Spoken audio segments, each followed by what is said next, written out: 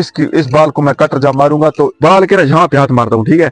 जब यहाँ पे हाथ मारता हूँ तो ये मारने के लिए हाथ को थोड़ा क्लोज करना पड़ता है। क्लोज करने से भी लगेगा, यहाँ भी लगेगा, लेकिन जब यहाँ नीचे थोड़ा इस जगह पे।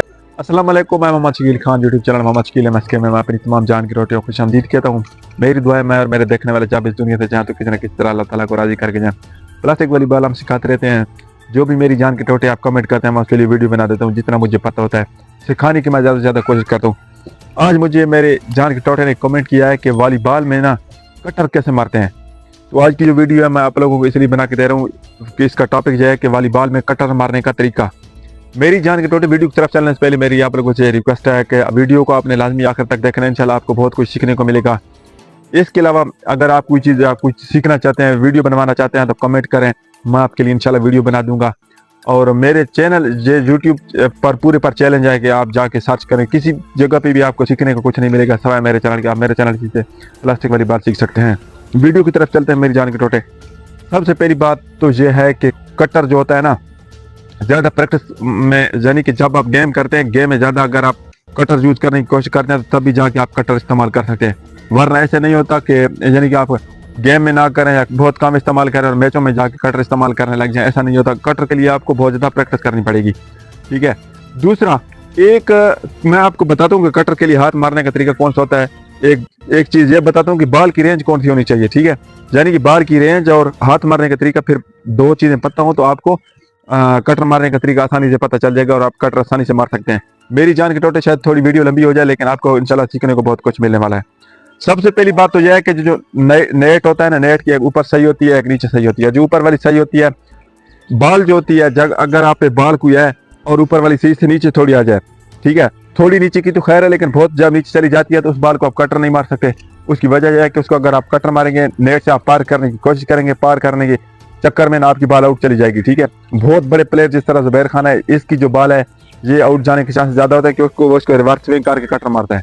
दूसरा एक और, आज बाल कौन सी बाल को कटर लगता है, जब किस रेंज में बाल, मसलन ये मेरे जितना कहते हैं मेरे नेट जहाँ तक होता है मेरे, ठीक है, नेट अगर जहाँ तक हो, अगर बाल मेरे यहाँ आ जाए तो इस बाल को मैं कटर जब मारूंगा तो इसका बहुत ज्यादा असर करेगा। कटर बाल को मैं जब कटर वाले हाथ मारूंगा तो जो बाल होगी इसको बहुत ज्यादा कटर लगेगा। बाल जब यहाँ से नीचे आएगा यहाँ भी लगेगा, यहाँ भी लगेगा, लेकिन जब यहाँ नीचे थोड़ा इस जगह पे आ जाएगा तो इस जगह पे जब बाल आता है तो इसको अगर मैं कटर भी मारूंगा, पार करूंगा तो ये उठ जाएगी, यहाँ मुझे नेट में मारनी पड़ेगी, ठीक है। यानी बाल की कटर के लिए जो रेंज है वो ये जगह है, ये थोड़ी सी ये जगह है, इस जगह पे आप कटर मार सकते हैं। इससे ऊपर होगी तो भी आप कटर नहीं मार सकते, आप इसको कैसे कटर मारेंगे। यानी कटर के लिए जो रेंज है वो बाल, ये जो बाल की वो यहाँ तक होना चाहिए, ठीक है। और हर बंदे का अपने कद के हिसाब से वो खुद रेंज लगा सकता है। दूसरा, कटर के लिए जो सबसे अहम चीज़ है वो है हाथ मारने का तरीका, ठीक है। कटर को हाथ मारने के लिए हाथों को थोड़ा मारना पड़ता है, ये क्लोज करके, ठीक है।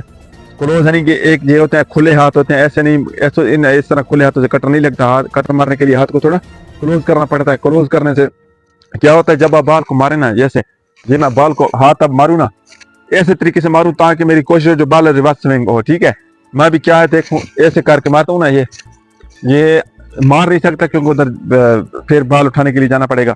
ये मैं अभी ऐसे करके ऐसे मारूंगा, ठीक है। मेरे हाथों की तरफ आप देखें, ये मैं ऐसे हाथ मारता हूँ, यानी कि मैं मिसाल देता हूँ, मैंने बाल के यहाँ पे हाथ मारता हूँ, ठीक है।